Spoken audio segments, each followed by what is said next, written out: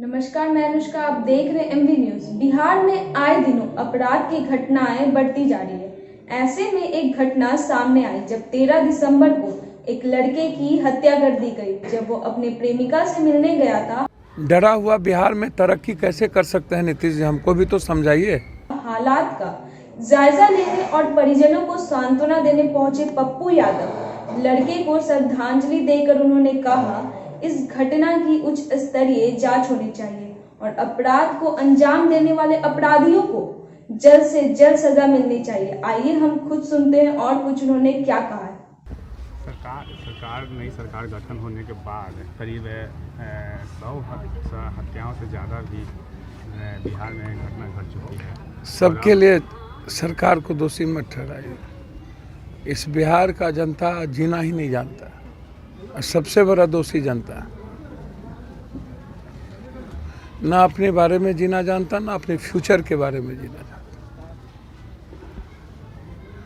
आप जाति के अपराधियों के मनोबल को बढ़ाइएगा, कौन रोक देगा। बेलागंज में एक मासूम बच्ची का बलात्कार करके मार दिया गया। अभी मैं वहीं जा रहा हूँ। अमित और राजेश गुप्ता का किडनैपिंग हो गया। उसकी पत्नी और उसके बच्चे कल हमसे कह रहे थे कि हमारे पापा और हमारे पति को लौटा दो। क्या लौटा देंगे? ये मैं आपको बता दूं।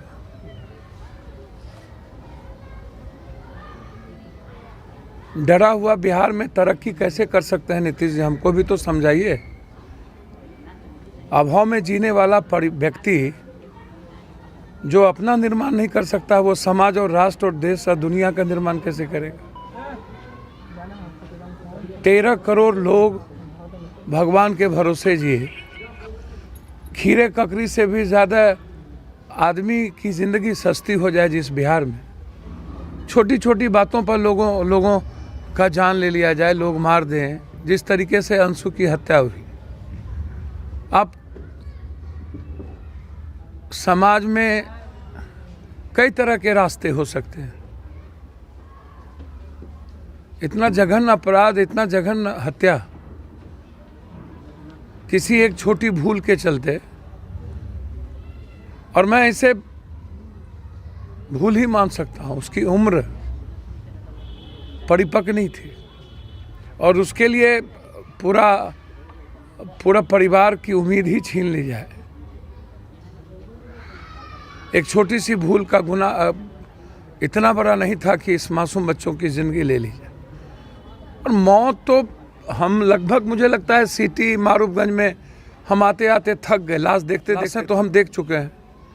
लगभग सिटी और मारूफगंज के व्यवसायी यहाँ से पलायन कर चुके हैं। गैंगवार होता है और ये जो अपराधी पदाधिकारी और नेताओं का नेक्सस है। मैं कई बार कहा हूँ कि हिंदुस्तान को आदत है कभी मुगल की गुलामी करने का, कभी अंग्रेज को गुलामी करने का, अब नेता और पूंजीपतियों की गुलामी करने का। यहाँ कभी क्रांति नहीं हो सकती। औकात ही नहीं इस भारत को क्रांति करने की, ताकत ही नहीं। जो गोनू झा के तरह अपने ही वृक्ष पर ठल्ली को काटे जो बिहार, उससे आप क्या उम्मीद कर सकते हैं जनाब? खुद जिस वृक्ष पर बैठता है, जिस ठल्ली पर बैठता है, उसको काटता हो, उससे आप उम्मीद क्या कर सकते हैं? अपराधियों को टिकट देना, अपराधियों को वोट देना। जो लूटता है,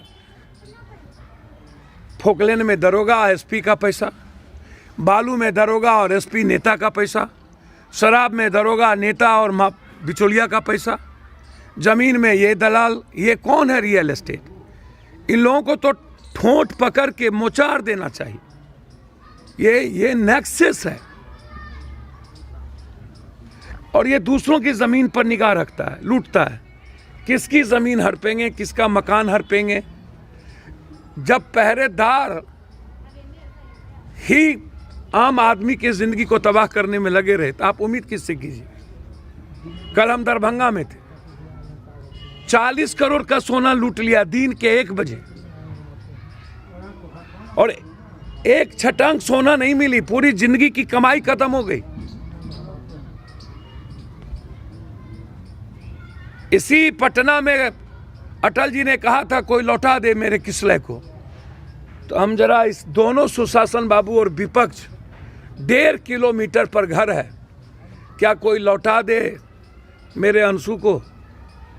क्या कोई लौटा दे मेरे अमित और राजेश को? क्या राजेश गुप्ता और अमित गुप्ता की जिंदगी सुरक्षित है? क्या उसके मासूम बच्चे को उसका फादर मिलेगा? क्या इसकी माँ को उसका बेटा मिलेगा? अंशु, बीती रात भी पटना सिटी में एक की गोली मारकर हत्या कर दी है। भैया ये क्यों पूछ रहे हैं? गोली के जखीरा में के बदौलत ही आप सत्ता में और विपक्ष बैठा है दोनों। नौबतपुर विक्रम से उठा लीजिए मोकामा, और मोकामा से उठा लीजिए हाजीपुर। कंप्लीट अपराधी और माफिया को आप वोट दिए। आप उम्मीद क्या करिएगा?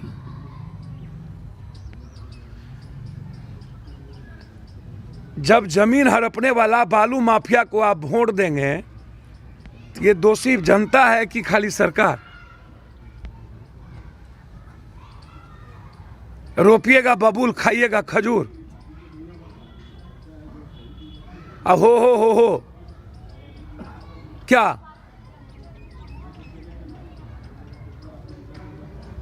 अब तो उस परिवार को 10 लाख रुपया, कम से कम 20 लाख रुपया सरकार दे। एसपीडी ट्रायल 3 महीने के अंदर उसको सजा हो। अब तो न्याय की लड़ाई लड़ेंगे ना हम कि उसकी फैमिली जिएगा कैसे, उसकी मां कैसे जिएगी, उसके भाई कैसे जिएंगे। सवाल यहां न है। सवाल यहां है कि 3 महीने के अंदर एक न्यायिक कोर्ट का गठन हो और एसपीडी ट्रायल के साथ फांसी हो।